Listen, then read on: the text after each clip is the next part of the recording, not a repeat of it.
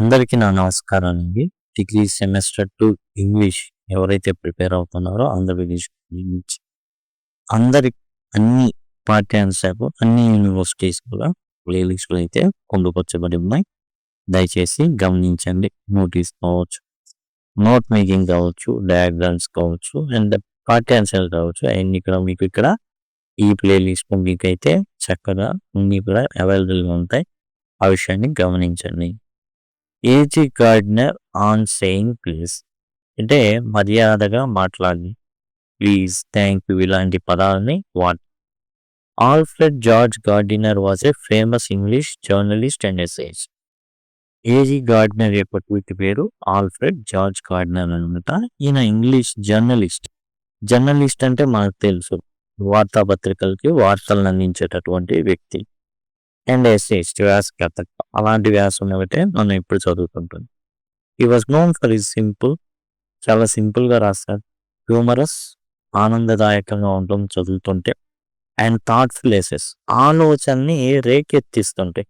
ఊరికే ఏదో రాస్తాడంటే రాశాడు అనేసి కాదు, కానీ చాలా ఆలోచన అనేది రేకెత్తిస్తూ ఉంటాయి అతని యొక్క వ్యాసాలు. ఈ wrote under the pen name alpha of the plough.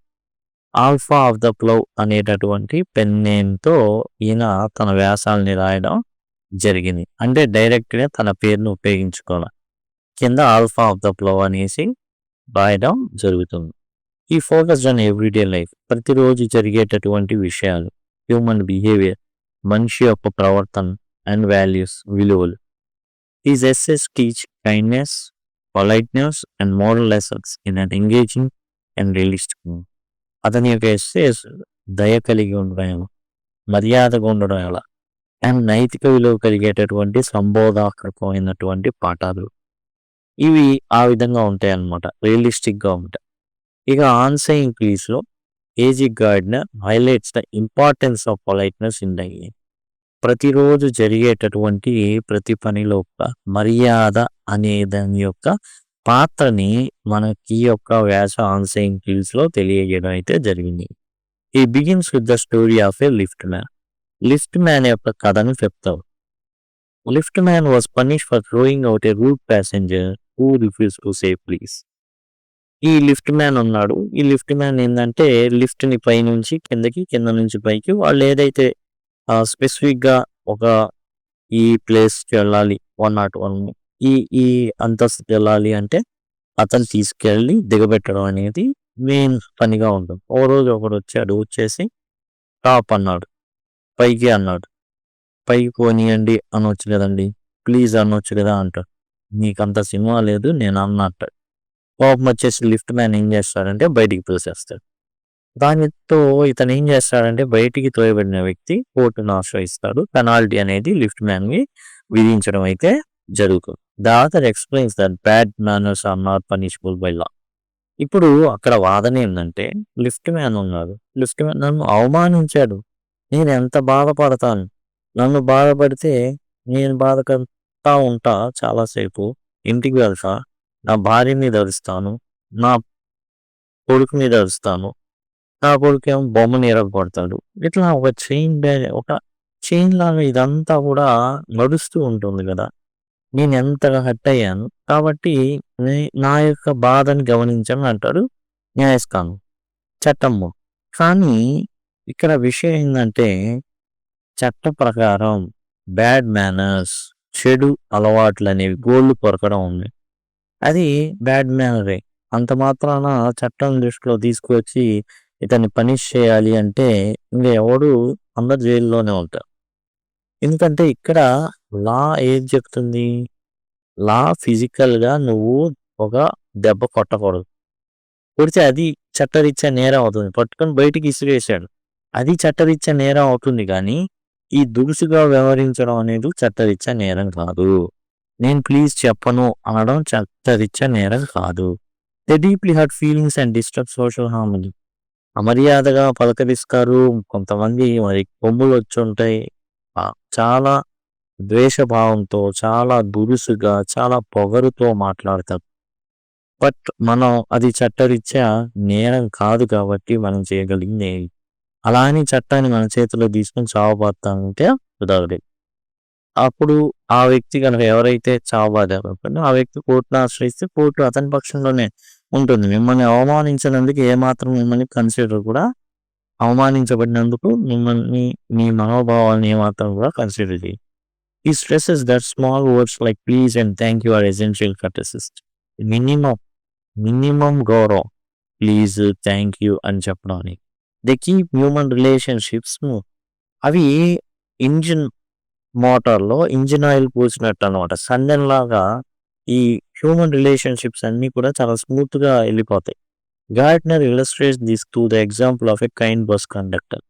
Lift man చెప్పారు కదా! లిఫ్ట్ మ్యాన్ కన్నా కూడా బస్ కండక్టర్‌ది చాలా దయనీయంగా ఉంటుంది జీవితం. మరి అలాంటి జీవితాన్ని కూడా చాలా ఆనందదాయకంగా నిర్వర్తించేటటువంటి ఓ బస్ కండక్టర్ గురించి గార్డినర్ అయితే చెప్పడం జరుగుతుంది. His cheerful behaviour spreads happiness among passengers. ఎవరైతే కండక్టర్ ఉన్నాడో అతని యొక్క ప్రవర్తన వల్ల బస్సు ఎక్కినటువంటి ప్రయాణికులందరూ చాలా సంతోషంగా ఉంటారు. ఎందుకంటే అందులో ఒక ఉదాహరణ కూడా చెప్తాడు. ఏంటంటే గార్డినర్ ఒకసారి మర్చిపోయి వెళ్తాడు డబ్బులు. అండ్ ఇతను బయటికి వెళ్ళిపోదాం అనుకునే టయానికి యాక్చువల్‌గా ఏందంటే చాలా మదన పడిపోతుంటాడు. ఎంత మంచోడైనా గాని బయటికి ముందు నువ్వు దిగు బస్ దిగు అంటాడు. ఇతను కూడా అయ్యా నేను తేలేదు బస్సు దిగమంటే దిగేస్తానంటే అయ్యో భలే వాళ్ళే నేనిస్తాను డబ్బులు టికెట్ తీసుకోండి ఎప్పుడైనా నేను కనబడతాను కదా బస్సులో అప్పుడు నాకు చెల్లించేయండి అంటాడు. అసలు ఎంత అద్భుతంగా అనిపించిద్దో. జనరల్‌గా వేరే వాడు ఎంత మంచోడైనా నీ బయటికి ముందు బస్ దిగు ముందు అంటారు. Is cheerful behaviour spreads happiness among passengers. ప్రతి ఒక్కరిని జాగ్రత్తగా తీసుకుంటాడు. పెద్దోళ్ళని జాగ్రత్తగా దించుతాడు. చిన్న పిల్లల్ని సేఫ్ ప్లేస్‌లో కూర్చోబెడతాడు. అండ్ అందరిని సేఫ్ ప్లేస్‌లో బాగా తీసుకెళ్ళి దిగబెట్టి వస్తాడు. Lord Chesterfield politely steps aside into muddy road giving way to a rude man. ఈ లార్డ్ చెస్టర్‌ఫీల్డ్ ఎవరైతే ఉన్నారో ఆయన ఒకసారి ఏం చేస్తుంటాడంటే వర్షం పడుతుంది వర్షాకాలం. ఈ వర్షాకాలం గోడెమ్మట నడుస్తూ ఉంటాడు బురద కాకుండా ఉండడానికి. ఇంతలోకి ఓ దురుసుగా ఉండేటటువంటి వ్యక్తి కూడా ఎదురు పడతారనమాట. ఎదురు పడతారు. ఒకళ్ళకి ఎదురు ఒకళ్ళు పడతారు. ఇప్పుడు ఎవరో ఒకళ్ళు కిందకి దిగాలి బురదలోకి. కాబట్టి ఈ దురుసున్న వ్యక్తి ఏమంటాడు నీ ఎదవలకు దారి అంటే నేనిస్తాను సార్ అనేసి లార్డ్ చెస్టర్‌ఫీల్డ్ బురదలోకి దిగేసి కడుగు మరలా పైకెక్కి నడుస్తాడు. సింపుల్. మనతో దురుసుగా వ్యవహరించే వ్యక్తికి ఇంకా ఎక్కువ గౌరవం ఇవ్వాలి. కాబట్టి ఆ విధంగా చేయాల్సి ఉంటుందన్నమాట. అంతే తప్ప ఇప్పుడు లిఫ్ట్‌లో లాగా ఇసిరి బయటికేస్తే ఎవరికి ప్రమాదం? ఎవరికి నష్టం జరిగింది? యాక్చువల్‌గా ఎవరైనా సరే ఆ లిఫ్ట్ మ్యాన్ వైపే ఉంటారు. కానీ చట్టం లిఫ్ట్ మ్యాన్ వైపు ఉండదు. నువ్వు దెబ్బేసావు, ఒంటి మీద చెయ్యేసావు కాబట్టి నీదే తప్పు అంటుంది చట్టం. The essay concludes that true victory lies in responding to rudeness with politeness. ఒక చెంప కొడితే ఇంకో చెంప చూపించాలి. అండ్ రూట్‌నెస్‌కి సమాధానంగా మరింత గౌరవాన్ని మనం ప్రొవైడ్ చేయాలి. ఇంకా ఎక్కువ గౌరవం ఇవ్వాలి. Good manners create kindness. And మంచి ప్రవర్తన అనేది దయని కలుగజేస్తుంది. కోఆపరేషన్ ఒకళ్ళనొకళ్ళు కలిసి నిలిచి ఉండే విధంగా చూస్తుంది గౌరవం ఇచ్చి పుచ్చుకోవడం వల్ల. And a more pleasant society for every. ఆనందకరమైనటువంటి సమాజ స్థాపన అనేది జరుగుతుంది. గౌరవాన్ని ఇచ్చి పుచ్చుకోవాలి. ఎదుటున్న వ్యక్తిని ఆఫ్టర్ ఆల్ నువ్వెంత అంటే నువ్వెంత అనుకోకూడదు. అండ్ వారిని కూడా గౌరవించి మనం ఏం చేయాలంటే గౌరవించాలి. దాంతో అందరూ వాళ్ళు కూడా మిగతా వాళ్ళకి వాల్యూ ఇస్తారు. ఇదొక చైన్ అన్నమాట. Chain reaction. కాబట్టి ఏజీ గార్డినర్ ఆన్ సేమ్ పేజ్‌లో చెప్పేది ఏంటంటే గౌరవం ఇచ్చి పుచ్చుకోండి. ప్లీజ్, థ్యాంక్ యూ ఇలాంటి పదాలను వాడండి. ఓకే. సారీ అని చెప్పడానికి వెనకాడమాకండి అనేటటువంటి హితబోధానికి ఏజీ గార్డినర్ ఆన్ సేమ్ పేజ్‌లో చెప్పడం అయితే జరిగింది. Thank you. అండ్ ఏ విధంగా కావాలనుకుంటే మీకు ఐ కార్డ్స్ ఇక్కడి నుంచి వస్తూ ఉంటాయి. వాటి ద్వారా యాక్సెస్ చేయొచ్చు. లేదా సింపుల్‌గా లింక్ అండ్ కామెంట్ సెక్షన్‌లో అడిగినట్లయితే ఖచ్చితంగా నేను మీకు ప్లేలిస్ట్ లింక్ అనేది ప్రొవైడ్ చేయడం జరుగుతుంది. Thank you. Thanks a lot.